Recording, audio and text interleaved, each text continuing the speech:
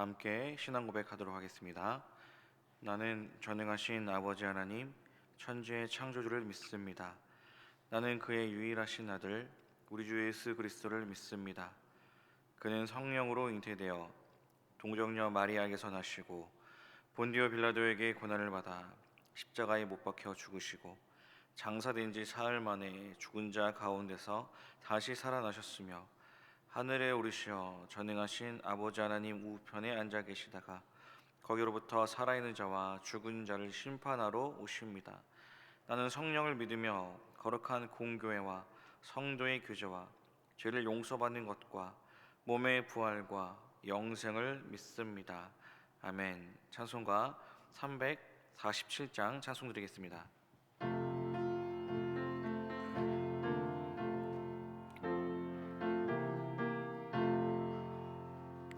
허락하신 새 땅에 들어가려면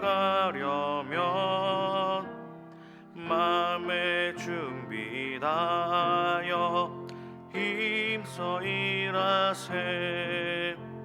여호수아 본받아 앞으로 가세. 흐리고 알쳐 손은 주님 품일세.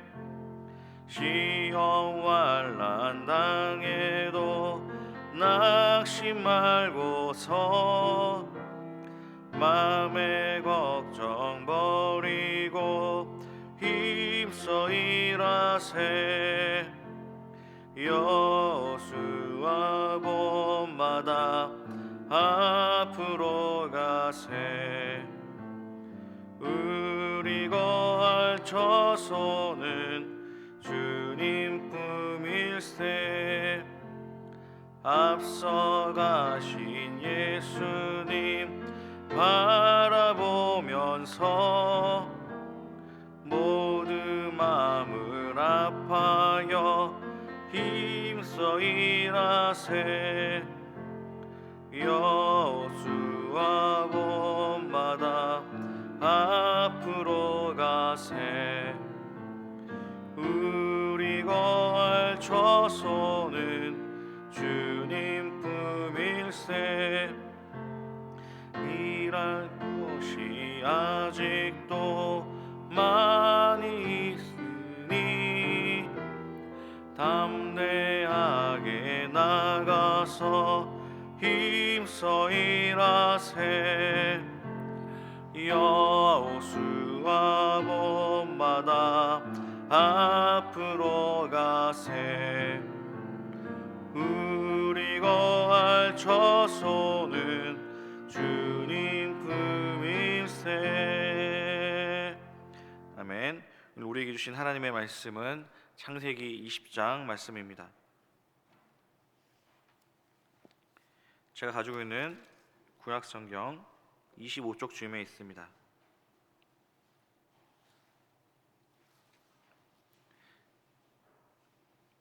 한 절씩 교독하시고 마지막 절은 합독하겠습니다. 1절입니다. 아브라함이 거기서 네게부 땅으로 옮겨가 가데스와 술 사이 그랄에 거류하며 그의 아내 사라를 자기의 누이라 하였으므로 그랄 왕 아비멜렉이 사람을 보내어 사라를 데려갔더니 그 밤에 하나님이 아비멜렉에게 현몽하시고 그에게 이르시되 내가 데려간 이 여인으로 말미암아 내가 죽으리니 그는 남편이 있는 여자임이라. 아비멜렉이 그 여인을 가까이 하지 아니하였으므로 그가 대답하되 주여 주께서 의로운 백성도 멸하시나이까. 그가 나에게 이는 내 누이라고 하지 아니하였나이까. 그 여인도 그는 내 오라비라 하였사오니 나는 온전한 마음과 깨끗한 손으로 이렇게 하였나이다. 하나님이 꿈에 또 그에게 이르시되 내가 온전한 마음으로 이렇게 한 줄을 나도 알았으므로 너를 막아 내가 범죄하지 아니하게 하였나니 여인에게 가까이 하지 못하게 함이 이 때문이라. 이제 그 사람의 아내를 돌려보내라. 그는 선지자라. 그가 너를 위하여 기도하리니 내가 살려니와 내가 돌려보내지 아니하면 너와 내게 속한 자가 다 반드시 죽을 줄 알지니라. 아비멜렉이 그날 아침에 일찍이 일어나 모든 종들을 불러 그 모든 일을 말하여 들려주니 그들이 심히 두려워하였더라. 아비멜렉이 아브람을 불러서 그에게 이르되 내가 어찌하여 우리에게 이렇게 하느냐. 내가 무슨 죄를 내게 범하였기에 내가 나와 내 나라가 큰 죄에 빠질 뻔하게 하였느냐. 내가 합당하지 아니한 일을 내게 행하였도다 하고 아비멜렉이 또 아브라함에게 이르되 내가 무슨 뜻으로 이렇게 하였느냐. 아브라함이 이르되 이곳에서는 하나님을 두려워함이 없으니 내 아내로 말미암아 사람들이 나를 죽일까 생각하였음이요. 또 그는 정말로 나의 이복 누이로서 내 아내가 되었음이니라. 하나님이 나를 내 아버지 집을 떠나 두루 다니게 하실 때 내가 아내에게 말하기를 이후로 우리가 가는 곳마다 그대는 나를 그대의 오라비라 하라. 이것이 그대가 내게 베풀 은혜라 하였었노라.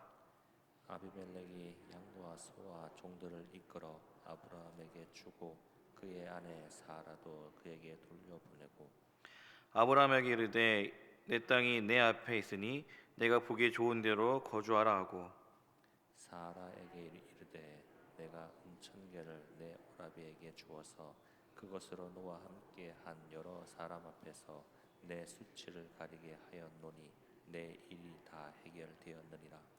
아브라함이 하나님께 기도하매 하나님이 아비멜렉과 그의 아내와 여종을 치료하사 출산하게 하셨으니 같이 읽겠습니다.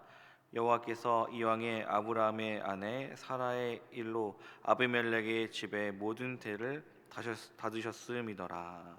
아멘. 하나님의 은혜와 평강이 우리 삶 속에 함께하기를 소망합니다. 오늘은 습관적인 죄를 끊고 선지자 영성을 회복하라는 제목으로 말씀을 나누고자 합니다. 우리는 이 믿음의 조상이라고 하면 뭔가 완벽하고 모범이 되는 그런 인물을 생각하기 마련입니다. 이를테면 사사기를 보게 되면 첫 번째 선지자인 온니엘이 나옵니다. 이 온니엘은 모든 면에서 모범적인 사사의 모습입니다. 사람들은 이 온니엘의 모습을 보면서 사사란 이런 사람이구나라는 그런 의미를 또 갖게 될 것입니다. 이런 온니엘이라는 모범생이 등장한다라는 것이죠. 오늘 본문을 보게 되면은 아브라함이라는 사람이 등장합니다. 그런데 그의 모습은 과연 모범적인가 생각해 보게 된다라는 것입니다. 이 창세기를 보게 되면은 창세기는 크게 두 부분으로 나눌 수가 있습니다. 1장부터 11장까지를 원 역사라고 하죠. 이 고대 역사에 대한 내용들이라면 12장부터는 4명의 인물들이 등장하게 된다라는 것입니다. 그리고 이 이야기를 풀어감에 있어서 족보가 상당히 중요한 역할을 하고 있죠.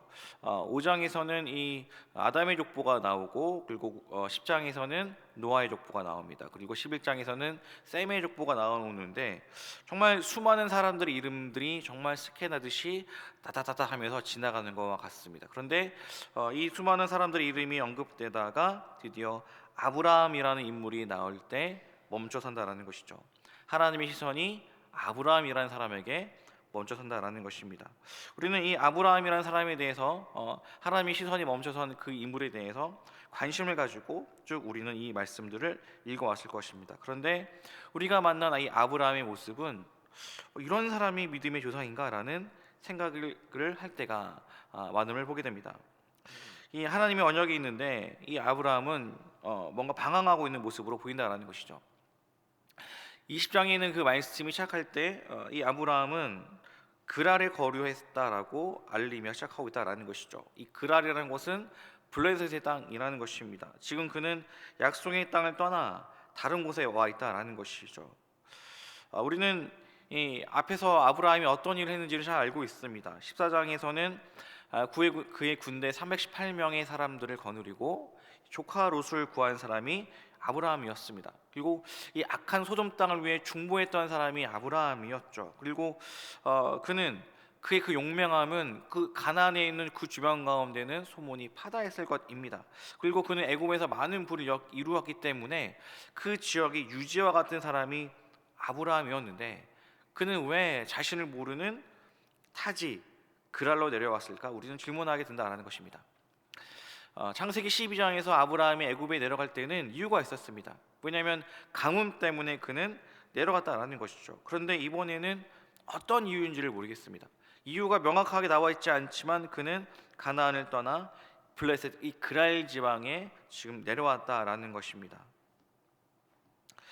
더욱이 그 이전에 보게 되면은 그가 이 그랄과 아비멜렉에게 나아갈 때 자기 아내를 누이라고 소개할 때 사라의 그런 사전적인 동의가 없이 말하고 있다라는 것이죠. 물론 뒤에 보면은 이제 아내와 함께 그렇게 말하기로 자기가 얘기했었다라고 말하고 있지만 그가 애굽에 내려갔을 때는 적어도 사라에게 동의를 구했다라는 것입니다. 뭔가 급하게 그는 그랄 땅 가운데 내려왔다라는 것이죠. 이 아브라함의 상황을 보게 되면은 자신과 그 아내의 몸이 나날이 나이가 들어가고 있는데 이 약속의 자녀에 대해서는 이 감감무소식이라는 것이죠. 하나님의 그 약속이 있음에도 불구하고 그 약속이 너무나 지연되고 있고 언제일지 모르는 그 막막함이 아브라함의 삶 속에 있었더라라는 것입니다. 또 그는 전쟁으로는 큰 승리를 이루었고 큰 부를 이룬 상태였습니다. 그리고 소돔 땅을 위하여서 중보했던 그런 삶을 살았던 그였다라는 것이죠. 어떤 의미에서는 그는 큰 업적을 이루고 어떤 큰 사역을 감당한 그 이후에 아브라함은 영적인 침체에 들어섰는지도 모르겠다라는 것입니다. 우리는 열왕기상 18장에 나와 있는 그 엘리야의 이야기를 잘 알고 있을 것입니다. 이 갈멜산에서 바알과 아세라의 선지자 850명과 이 엘리야가 싸움을 한다라는 것이죠. 그리고 그 엘리야가 큰 승리를 얻게 되었죠. 그 승리 이후에 이 엘리야는 깊은 영적인 침체에 빠지듯이 아브라함도 어쩌면 영적인 침체를 맞이했을지도 모른다라는 것입니다. 우리 몸의 면역력이 떨어지게 되면은 몸이 제일 연약한 곳 가운데 염증이 생기는 것처럼 영적인 침체가 우리 가운데 다가올 때 우리의 견고한 즉 연약한 부분들, 습관적으로 넘어지는 그런 죄악들이 우리의 발목을 잡을 수 있다라는 것입니다. 오늘 본문을 통해 우리에게 주신 말씀은 먼저 습관적인 죄를 끊으라라는 것입니다. 20장에 있는 말씀을 요약해 보면 이렇습니다. 아브라함이 그랄 땅에 내려가서 아내를 누이라라고 속인다라는 것이죠. 이 그랄과 아비멜렉이 사라를 취하려고 할 때 하나님께서 그것을 개입하셔서 막으시고, 그리고 이 아비멜렉은 하나님께 항의하게 되고, 그리고 하나님은 아브라함을 통해 그 집안 가운데 있는 그 저주를 풀어준다라는 내용들이 20장의 내용들입니다. 우리는 창세기 20장에 있는 말씀을 읽으며 이런 생각을 할 것입니다. 자신의 목숨을 구하겠다고 이 아내를 넘겨버린 이 아브라함은 믿음의 조상이 될 수 있는가? 믿음의 조상치고는 너무나 참 연약한 모습이지 않은가 생각한다라는 것이죠. 이 아브라함의 모습은 우리에게 실망감을 주지만 또 한편으로는 연약한 인간의 그 모습은 우리와 닮아 있는 것 같습니다. 우리가 그리스도인으로 부르심을 받았습니다. 우리가 잘났기 때문에 부르심을 받은 것이 아닌 것인 것이죠. 우리는 한낱 인간적 연약함에 있음에도 불구하고 주님께서는 우리를 택하셔서 의인이라 칭해 주셨다라는 것입니다. 그렇기 때문에 이것이 은혜인 것이죠. 누구나 사람에게는 견고한 진이라는 연약함들이 있는 것 같습니다. 그리고 신앙이 성숙한 사람일수록 자신의 그 연약함을 잘 다루고 슬기롭게 빠른 시일 가운데 극복해 나간다는 것이죠. 위대한 선지자인 모세도 연약함이 있었습니다. 모세의 연약함은 욱하는 거였죠. 그는 욱하는 그 마음 때문에 애굽에 있는 사람을 죽이는 살인자가 되었고 40년이라는 시간 동안 그는 광야에서 방황하는 도망자 신세의 삶을 살았다라는 것입니다. 출애굽기 32장에 보게 되면은 모세가 시내산에서 하나님께 돌파를 받고 내려오죠. 십계명을 받고 내려올 때에 이 아론과 이스라엘 백성들은 어떻게 하고 있었을까요? 그들은 금송아지를 만들어서 우상을 숭배하고 있었고 그 모습을 바라본 모세는 욱하여서 하나님이 주신 그 돌판을 깨어버린다라는 것입니다. 그러나 민수기 12장 3절을 보게 되면 모세를 이렇게 말하고 있죠. 이 사람 모세는 온유함이 지면의 모든 사람보다 더하더라. 그는 자신의 견고한 그 진들을 조금씩 극복해감을 보게 된다라는 것입니다. 그렇다면 이 아브라함의 연약함, 습관적인 넘어짐은 무엇이겠습니까? 그것은 두려움이라는 것입니다. 그는 그 두려움으로 인하여서 매번 넘어졌다라는 것입니다. 애굽에서도 그 사라의 자신의 아내의 그 아름다움을 보고 사람들이 자신을 죽일까봐 그는 그 두려움으로 그런 행동을 했다라는 것이죠. 이번에도 마찬가지였다라는 것입니다. 제가 20장 11절에 있는 말씀을 읽어보겠습니다. 아브라함이 이르되 이곳에서는 하나님을 두려워함이 없으니 내 아내로 말미암아 사람들이 나를 죽일까 생각하였으며, 그는 말합니다. 이곳에는 하나님을 두려워하는 사람이 없습니다. 그러니 그 일로 인하여서 그런 상황으로 인해 사람들이 나를 죽일까 두려워하였습니다. 이번에도 또 자신의 목숨을 구하고자 하는 그 두려움 때문이었다라는 것이죠. 우리는 우리의 마음을 잘 다스려야 됩니다. 특별히 우리 마음 가운데 드는 그런 두려움을 잘 다스려야 됩니다. 왜냐하면 그 두려움은 하나님을 온전히 바라보지 못하게 하는 그런 것이기 때문입니다. 출애굽기 14장 10절부터 11절까지 있는 말씀을 제가 한번 읽어보도록 하겠습니다. 바로가 가까이 올 때 이스라엘 자손이 눈을 들어본즉 애굽 사람들이 자기들 뒤에 이른지라. 이스라엘 자손이 심히 두려워하여 여호와께 부르짖고 그들이 또 모세에게 이르되 애굽에 매장지가 없어서 당신이 우리를 이끌어내어 이 광야에서 죽게 하였느냐? 어찌하여 당신이 우리를 애굽에서 이끌어내어 우리에게 이같이 하느냐? 이 본문의 배경은 이렇습니다. 이스라엘 백성들이 출애굽한 이후에 그들이 이 홍해 앞에 다다른 상황이었다는 것이죠. 그들의 앞에는 홍해라는 바다가 있는데 그들 뒤에는 애굽에 있는 군사들이 쫓아오고 있는 상황 가운데 그들은 막힌 상황 가운데 두려움에 빠졌다라는 것입니다. 그리고 이스라엘 백성들은 모세를 비아냥거리고 모세에게 비난을 쏟고 있다라는 것이죠. 애굽이 무덤이 없어서 우리로 하여금 이 길가 가운데 나와서 이 광야 가운데 우리를 죽게 하느냐라고 했다라는 것입니다. 그런데 놀라운 사실은 이스라엘 백성들이 불평과 불만과 그리고 두려움에 떨고 있는 그 시간, 하나님은 그들을 위한 구원의 역사를 하나씩 이루고 계셨다라는 것이죠. 홍해에 있는 그 바다는 단번에 갈라진 것이 아니라 밤새도록 동풍이 불면서 서서히 갈라졌다라는 것입니다. 영적인 침체가 올 때 원수 마귀는 우리의 연약함을 건드립니다. 아브라함의 연약함은 두려움이었고 그 두려움으로 인해 아내를 2번이나 지키지 못했다라는 것입니다. 이것이 왜 죄라고 할 수 있습니까? 왜냐하면 하나님의 언약 때문입니다. 하나님께서는 아브라함에게 언약을 맺으셨습니다. 너에게 너의 자손에게 땅을 주겠다. 그리고 너에게 많은 자손들을 주겠다. 바다에 있는 그 모래처럼 그 하늘에 있는 수많은 별처럼 너에게 자녀를 주겠다. 너와 사라의 그 관계 속에 자녀를 주겠다는 것이 하나님의 언약이었다라는 것이죠.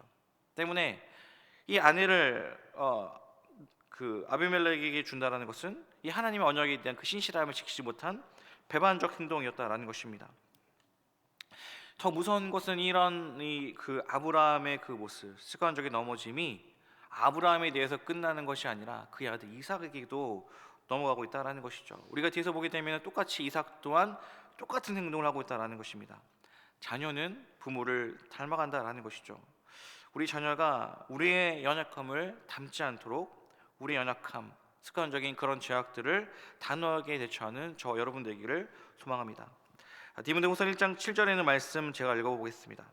하나님이 우리에게 주시는 것은 두려워하는 마음이 아니요 오직 능력과 사랑과 절제하는 마음이니. 우리가 이 말씀을 붙잡고 습관적인 죄악들 그 연약함에 맞서 싸우는 저 여러분 되기를 소망합니다. 성령님께서 우리에게 담대함을 주시고 은혜를 주실 줄 믿습니다. 두 번째는 선지자의 영성을 회복하라는 것입니다. 제가 20장 7절에 있는 말씀을 읽어보겠습니다. 이제 그 사람의 아내를 돌려보내라. 그는 선지자라. 그가 너를 위하여 기도하리니 내가 살려니와 내가 돌려보내지 아니하면 너와 내게 속한 자가 다 반드시 죽을 줄 알지니라. 7절에 보게 되면 하나님께서 말씀하십니다. 그는 선지자라. 주님은 방황하고 있는 그런 아브라함에게 그의 정체성이 무엇인지를 가르쳐주고 있다는 것입니다. 그의 정체성은 무엇입니까? 그는 선지자라는 것입니다. 그렇다면 선지자의 중요한 역할이 무엇입니까? 그것은 기도하는 것입니다. 왜 아브라함이 이 소돔 땅을 위해서 기도했겠습니까? 중보했겠습니까? 그는 선지자였고 기도하는 것이 그의 중요한 사명이었기 때문이라는 것입니다. 20장 17절에는 말씀 제가 읽어보겠습니다. 아브라함이 하나님께 기도하매 하나님이 아비멜렉과 그의 아내와 여종을 치료하사 출산하게 하셨으니. 이 하나님의 도우신 가운데 아브라함은 그 위기적 상황을 극복하게 되고 뿐만 아니라 자신의 그 사명을 회복하고 있음을 보게 됩니다. 세상을 살아가는 우리 그리스도인들의 역할들은 무엇이겠습니까? 그것은 선지자적인 영성을 가지고 살아가는 것인 줄 믿습니다. 이 아비멜렉이 질문합니다. 왜 아내를 누이라 속였느냐? 그러자 아브라함은 말합니다. 11절에 보게 되면은 이곳에는 하나님을 두려워함이 없으니. 이곳은 하나님을 경외하는 사람들이 없다라는 것이죠. 우리가 살아가고 있는 세상은 어떤 곳입니까? 이 세상 또한 마찬가지로 하나님을 두려워함이 없는 곳입니다. 그런데 이 세상이 하나님을 두려워함이 없다고 해서 우리가 세속에 속한 것들을 두려워하면 안 된다라는 것이죠. 이 세상이 하나님을 경외하지 않기 때문에 우리가 그런 세상을 두려워한다라는 것은 말이 안 된다는 것입니다. 우리가 만약에 그렇게 행동한다고 한다면 우리 또한 세상과 똑같아진다라는 것이죠. 우리 역할들은 무엇입니까? 우리 역할은 선지자의 영성을 품고 하나님을 떠나 있는 깨어진 세상 가운데 주님과 상관없는 삶을 살아가는 그런 이들을 위해서 기도하는 것이라는 것이죠. 그들로 하여금 하나님을 두려워하는 삶을 살도록 하는 것이라는 것입니다. 이 하나님을 두려워한다는 할 때 히브리어 이라라는 단어가 쓰이는데 이것은 경외하다라는 의미라는 것이죠. 세상 사람들로 하여금 하나님을 경외하도록 우리는 기도해야 된다라는 것입니다. 이런 깨어진 세상을 위해서 기도하는, 그리고 그들로 하여금 주님께로 인도하는 그런 선지자적인 영성이 저와 여러분의 삶 속에 함께 하시길 축복드립니다. 말씀을 마무리하고자 합니다. 오늘 본문에서 만난 아브라함은 믿음의 조상답지 못한 모습을 보여주고 있습니다. 그는 하지 말아야 될 그런 행동을 2번이나 범하고 있다라는 것이죠. 참 연약한 모습이라는 것입니다. 우리는 큰 승리와 성과를 이룬 이후에 영적인 침체에 빠질 수 있습니다. 우리는 많은 사역을 감당한 그 이후에 침체를 맛볼 수 있습니다. 우리의 영적인 침체가 찾아올 때 원수 마귀는 우리의 연약한 부분을 건드린다라는 것이죠. 모세의 연약함은 욱하는 거였고 아브라함의 연약함은 두려움이었습니다. 그는 세상이 하나님을 두려워하지 않는다는 것을 알고 있었는데 또 그런 세상을 그가 두려워했다라는 것이죠. 여러분들은 또 우리는 무엇을 두려워하며 살고 있을까요? 두려워한다는 것이 다른 말로 표현하면 경외한다는 말이지 않겠습니까? 우리는 세상이 아니라 하나님을 경외하는 삶을 살길 소망합니다. 그리고 하나님을 경외하는 세상이 될 수 있도록 이 세상을 위해 기도하는 선지자적인 영성을 회복하는 저와 여러분 되시길 축복드립니다. 지금 우리가 이곳 가운데 서 있는 것은 우리를 위해 기도해 줬던 누군가가 있기 때문이라는 것을 기억하고 우리 주변에 쓰러져 있는 그 누군가를 위해서 또 깨어진 세상을 위해 기도하며 나아가는 저와 여러분 되시기를 축복드립니다. 이 함께 기도하며 나아갈 때 첫 번째, 하나님을 두려워하지 않는 세상에서 하나님만 경외하는 그리스도인 되게 하옵소서. 두 번째입니다. 선지자적인 영성을 회복시켜 주셔서 깨어진 세상과 잃어버린 영혼을 위해 기도하는 선지자적 삶을 살게 하옵소서. 함께 기도하도록 하겠습니다. 사랑의 주님, 우리가 부르심 받은 것은 이 세상 가운데 부르심을 받았습니다. 이 깨어진 세상 가운데 우리가 선지자적인 삶을 살라고 우리에게 부르심을 받은 것을 보게 됩니다. 그러나 우리에게 영적인 침체가 찾아올 때 어떤 큰 성과를 얻은 이후에 많은 사역을 한 이후에 우리에게 영적인 침체가 찾아올 수 있습니다. 그리고 영적인 침체가 찾아올 때 우리의 연약함이 그것이 울모가 되어서 넘어지게 한다는 것이죠. 모세는 욱하는 모습이 있었고 그리고 아브라함에게는 두려워하는 모습이 있었습니다. 그는 그 두려워한 모습으로 인하여서 하면 안 될 그런 행동들을 하게 됨을 보게 된다는 것이죠. 우리의 그 두려움이 우리로 하여금 믿음의 행동을 하지 못하게 함을 보게 됩니다. 주님, 우리 가운데 있는 두려움이 있습니까? 그 두려움들을 제거하여 주시고 온전히 주님만 바라볼 수 있도록 인도하여 주시옵소서. 이스라엘 백성들은 홍해 가운데 하나님의 역사하심을 보지 못했습니다. 그것은 그들 가운데 두려움이 그들의 눈을 막았기 때문이라는 것이죠. 주님, 우리의 눈을 열어 우리가 주님을 바라보게 도와주시고 주님께서 이루신 그 구원의 역사들을 바라볼 수 있도록 인도하여 주시옵소서. 우리가 마땅히 주님을 두려워하게 도와주시고 하나님만 경외하게 도와주시고 그것으로 말미암아 우리가 깨어진 세상을 위해 중보하며 기도하며 나아가는 우리가 될 수 있도록 인도하여 주시옵소서. 우리 가운데 선지자적인 영성을 회복시켜 주심으로 말미암아 깨어진 세상을 위하여서 잃어버린 주님의 백성들 위해 기도하는 그 삶을 살아갈 수 있도록 인도하여 주시옵소서. 기도하겠습니다. 사랑의 주님, 오늘 본문의 말씀을 통해서 침체에 빠진 우리의 모습을 바라보게 되는 것 같습니다. 우리가 많은 사역을 감당하고 큰 승리 이후에 영적인 침체가 찾아올 수도 있습니다. 주님, 우리로 하여금 영적인 침체 가운데 있다 할지라도 다시 일어설 수 있도록 붙잡아 주시옵소서. 주님, 이 아브라함은 그 두려운 그 마음으로 인하여서 매번 넘어지는 모습을 보게 됩니다. 우리 가운데도 두려워하는 마음이 있지는 않습니까? 우리로 하여금 마땅히 두려워할 뿐 하나님만 두려워하는, 하나님만 경외하는 삶을 살아갈 수 있도록 주님 붙잡아 주시옵소서.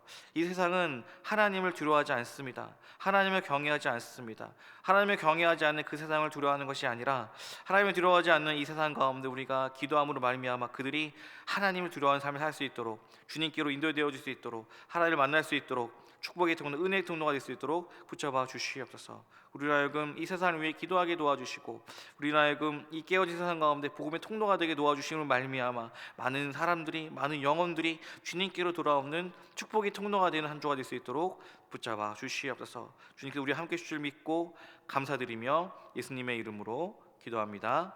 아멘.